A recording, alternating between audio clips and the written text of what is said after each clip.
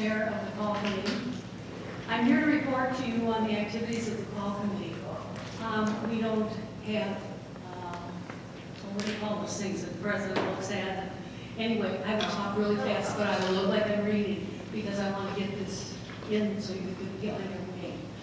Okay? We have been diligently meeting and working on the information required by the Pacific Southwest District as we move toward calling a pastor.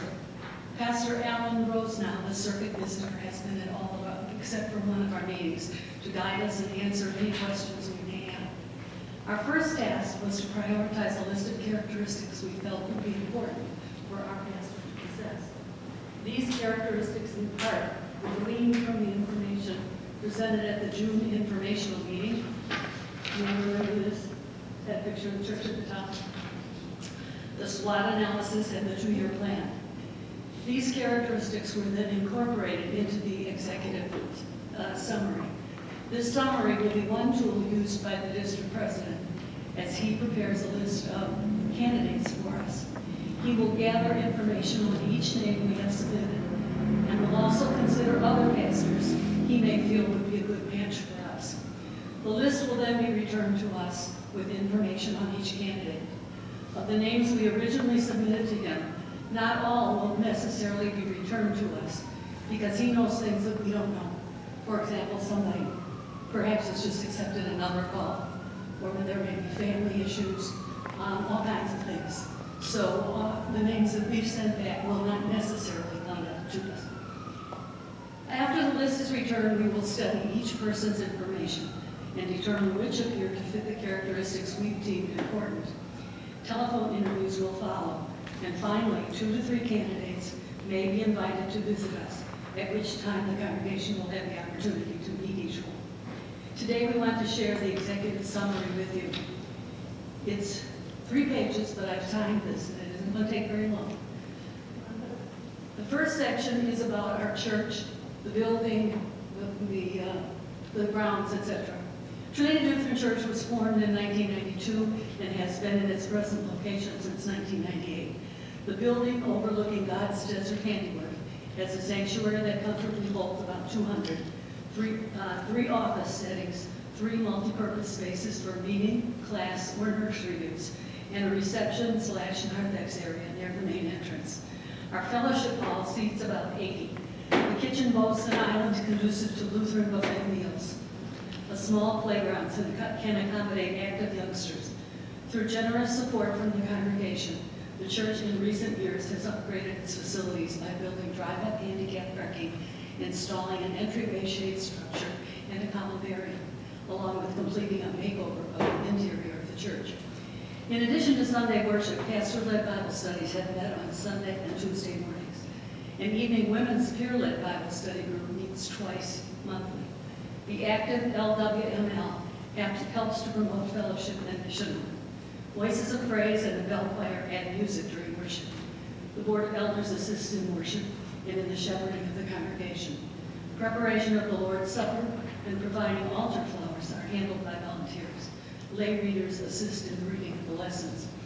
In addition to the full-time pastor, part-time church staff includes a secretary, administrative assistant, director of music/organist, and director of choirs.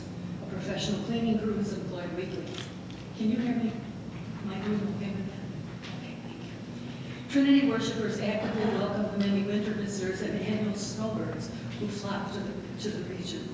We receive many comments on our open, friendly, and welcoming congregation. The love and passion we have for our Savior is evident in our services and in the care we seek to provide for one another. Worship from home is available through Trinity's website. Communication via the Trinity Times newsletter and Trinity Messenger via email both supplement the Sunday bulletin. Trinity's pastoral overview. The pastor of Trinity Lutheran will be responsible for directing the church's ministries and activities through the development of the congregation and staff. These ministries and activities include, but are not limited to, preaching and teaching that allow members of all ages to grow in their faith, caring for our community, nurturing our church family through pastoral counseling and visitation, and living in and spreading God's word. Our pastor will exhibit excellence in preaching and teaching by providing exceptional Bible-based preaching with relevance to today's world, by being open and flexible with regard to worship settings, music styles, and number of services that best fit the needs of the congregation, by possessing good teaching skills at varying levels based on audience, by ably providing training, education, service activities, and prayer-based focus groups to support spiritual growth. Our pastor will possess leadership skills. He will be a team player who can lead, inspire, and motivate the congregation. He will be good at recognizing and resolving conflict. He will work well with church leaders and staff to maintain a good, supportive environment. He will be a visionary so as to develop and carry out our strategic plan. Our pastor will possess these personal characteristics: good people skills and a healthy comfort level with diverse ages so as to build a church family. Kindness, compassion, and empathy. Ability to plan, execute, and collaborate. Authenticity and sincerity. A positive and encouraging attitude. Our pastor will demonstrate interest in connecting our church with the community by having a heart for and working toward our outreach and mission, by focusing on a committed effort to work with the community and its leaders, and managing theological differences while participating in community events and leadership groups. Our pastor will possess these other miscellaneous characteristics. He is comfortable with technology. He is skilled and interested in working with youth. He has prior experience in a pastoral role. He has a track record or evidence of growing a congregation/church. He will be willing to work within the governance model in place at Trinity. And the last part is what it is like to live in Fountain Hills. The planned community of Fountain Hills, Arizona, with a population of 24,500, offers incredible mountain views, natural desert terrain, and access to nearby lakes that provides for a range of outdoor activities, including hiking, biking, boating, fishing, and golf. Educational, cultural, and entertainment activities are a short drive away. We are located in the northeast corner of Maricopa County, one of the most populous counties in the U.S. Phoenix, with all the advantages of a large urban center, is nearby, just a 45-minute drive. Scottsdale is only 15 minutes away. A major university, along with numerous smaller colleges and universities, is available within Maricopa County. A short drive to Sky Harbor International Airport assures worldwide connectivity. Healthcare and medical treatment are easily accessible. Professional sports teams, including the Cardinals, Diamondbacks, Coyotes, and Suns, along with spring training baseball, offer games for sports fans.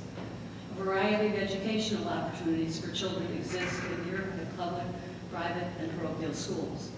Fountain Hills is also a neighbor to the Yavapai Nation, adding to our cultural diversity.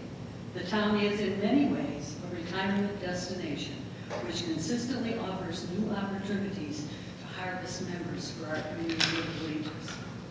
If you have comments or questions, please speak with or email any of the call committee members. I know that you all would love for us to be at the point where I was here with a list today, but it just doesn't move that quickly. First of all, 7 people on the committee creating a document like this. Do you know how many times we revised and rewrote and grammatically changed? So we're doing our best to move this along. The summary and the list of candidates from our church, from our congregation, has been sent, and now we wait for 3 to 4 weeks, we hope, 4 to 6, worst case scenario, I think, to get the list back from the district president. And his job is to, he calls other district presidents and checks into each person and tries to match the list he gives back to us with people who will fit these things, which of course, if we really looked for every single one of them, we're talking about Superman here. But maybe this gives you a better appreciation of what the pastor does too, because these are all things that we've had in previous and current pastors as well. The people who are on the committee who are here today are Natalie and Todd and somebody else. Oh, there's Gail, sorry. Anybody else? I think the others are coming to the late service. Okay, so if you have any questions, feel free to ask them now, Peter also. Thank you very much for your time. It's only 11 after, I think I did.